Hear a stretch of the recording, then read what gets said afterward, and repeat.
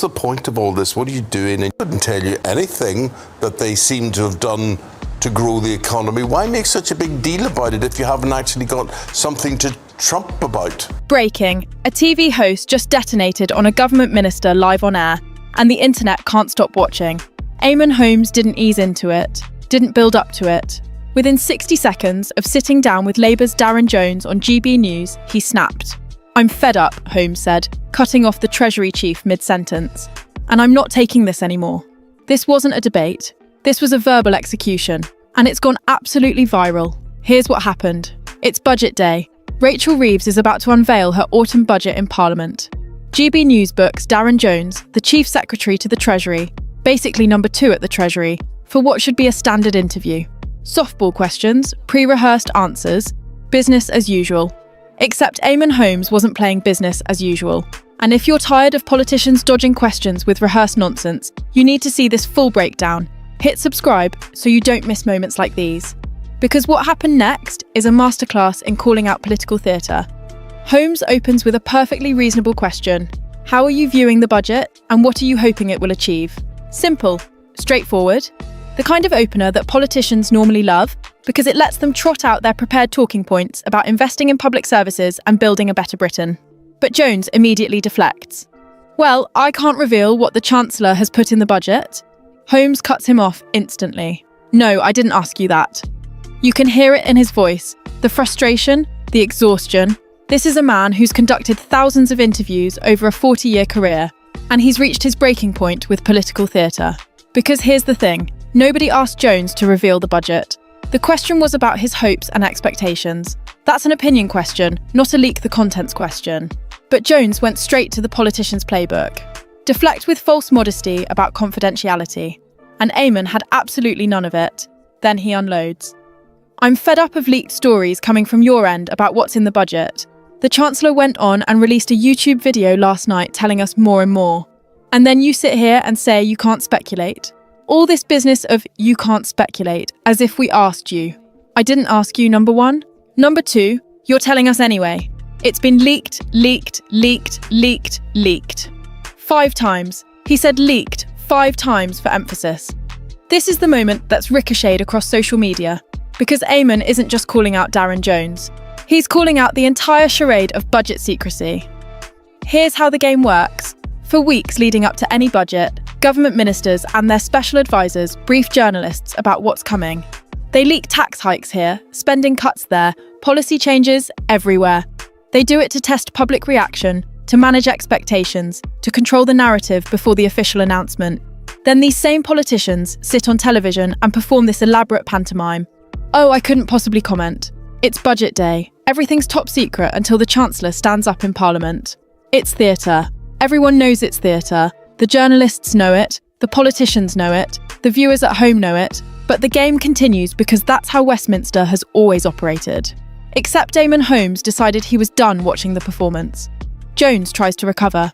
He acknowledges, there have been a couple of leaks, which have been totally unacceptable and not very helpful. A couple of leaks?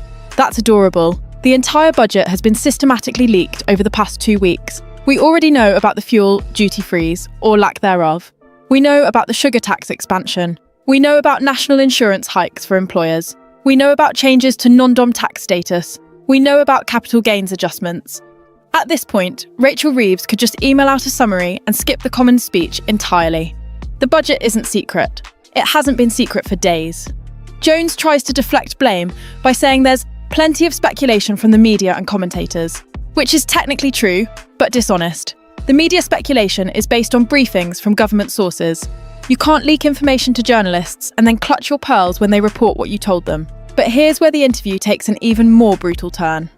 Eamonn's co-host, Ellie Costello, drops a statistical bomb. Keir Starmer and Rachel Reeves are now the most unpopular Prime Minister and Chancellor on record. Let that sink in, on record.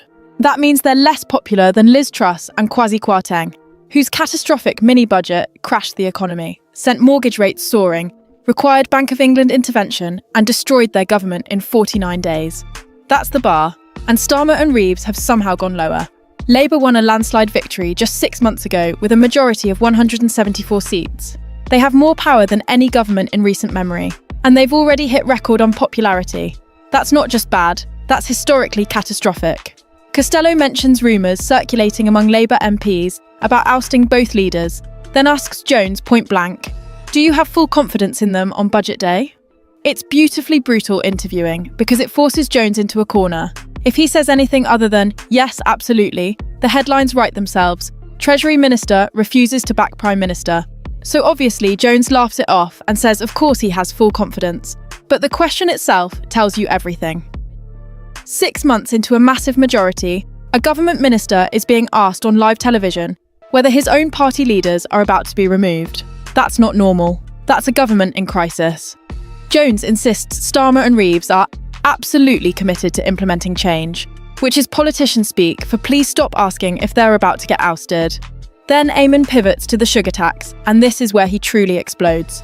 Health Secretary Wes Streeting has just announced that packaged sugary drinks, bottled coffees, energy drinks, sweetened beverages sold in supermarkets will be hit with a new sugar tax for the first time. The stated reason: public health, tackling obesity, reducing the burden on the NHS. Jones tries to defend it. This is predominantly a health measure to tackle chronic diseases, which are massive challenges for people, for the NHS, and for the economy. Eamonn loses it. It's not a health measure. It's not a health measure. He's practically shouting now. His exasperation is palpable. And here's why he's absolutely right to be furious. The government is taxing packaged drinks you buy in supermarkets. But they're not taxing the exact same sugary drinks sold in cafes and coffee shops. Think about that. If you walk into Starbucks and order a venti caramel frappuccino with whipped cream, which contains more sugar than a can of Coke, you pay no extra tax. But if you buy a nearly identical bottled frappuccino from the chiller aisle at Tesco, you're getting hammered with additional charges. The sugar content is the same. The calorie count is the same. The health impact on your body is identical. The contribution to obesity rates is identical. The only difference is where you're buying it. So how on earth can the government claim this is a health measure? If the genuine goal is reducing sugar consumption and improving public health, you tax all sugary drinks. You don't arbitrarily pick and choose based on retail location. Either sugar is a public health crisis that requires taxation or it isn't. You can't have it both ways. Eamonn nails the hypocrisy. Either it's about health, in which case you tax all of them, or it's about revenue, in which case just admit you need the money. This selective taxation makes it look like the government is either incompetent or dishonest, probably both. And the cynic in all of us knows what's really happening here. It's far easier administratively to tax packaged goods sold in supermarkets than it is to tax individual drinks made to order in thousands of independent cafes. You can slap the tax on manufacturers and distributors and call it done. Taxing cafes requires an entirely different enforcement mechanism. So the government took the easy option and dressed it up as a health initiative. Jones offers nothing but word salad in response. Chronic diseases are massive challenges for people, the NHS, and the economy. This is one measure, along with other measures, to make sure food manufacturers are producing their products in as healthy a way as possible. Notice what he didn't do. He didn't answer the question. Why are packaged drinks taxed, but cafe drinks aren't? He's got no answer because there isn't one that makes sense. Now let's zoom out for a second, because this interview matters beyond just being entertaining television. What you're witnessing here is a massive disconnect between how politicians think they should communicate and what the public actually wants to hear. Darren Jones walked into that studio with a clear game plan. Deliver some pre-tested lines about the budget being fair and balanced. Talk about tough decisions and investing in public services. Deflect difficult questions with technical jargon and appeals to complexity. Survive the interview without making headlines. Standard playbook stuff. But he ran face first into a broadcaster who simply wasn't interested in playing along anymore. Eamonn didn't want the performance. He didn't want the spin. He didn't want the carefully workshopped talking points that mean nothing. He wanted answers, real answers. The kind of straightforward responses that normal people expect when they ask a simple question. And when he didn't get them, he called it out. Publicly, bluntly, with visible frustration that millions of viewers feel every single time they watch politicians dodge accountability on television. This is what happens when someone finally says what we're all thinking. The budget leaks aren't new. Politicians have been pulling this stunt for decades. The hypocrisy on sugar taxation isn't unique. Governments constantly implement incoherent policies. The evasive non-answers are standard operating procedure in Westminster. None of this is new. But having a veteran broadcaster call it out in real time, with genuine exasperation, refusing to nod along and move to the next question. That's rare, and that's exactly why this interview has exploded across social media. People are sharing it not because it's shocking, but because it's validating. Finally, someone with a platform said it. Finally, the absurdity got called out. Finally, someone pushed back on the nonsense instead of facilitating it. This interview is a masterclass in not suffering fools gladly. It's a reminder that when politicians come armed with talking points and deflections, the most effective response isn't more polite questioning. It's calling out the game itself. Eamonn Holmes did exactly that. He broke the fourth wall of political interviewing and said what the audience is screaming at their screens. This is nonsense. We all know it's nonsense. And I'm not going to pretend otherwise. And viewers are responding because they're desperate for that kind of honesty. They're exhausted by politicians who speak in empty phrases. They're frustrated by interviewers who let them get away with it. They want someone to actually hold power to account, instead of providing a platform for rehearsed propaganda. That's what made this moment viral. Not the spectacle of conflict, but the satisfaction of validation.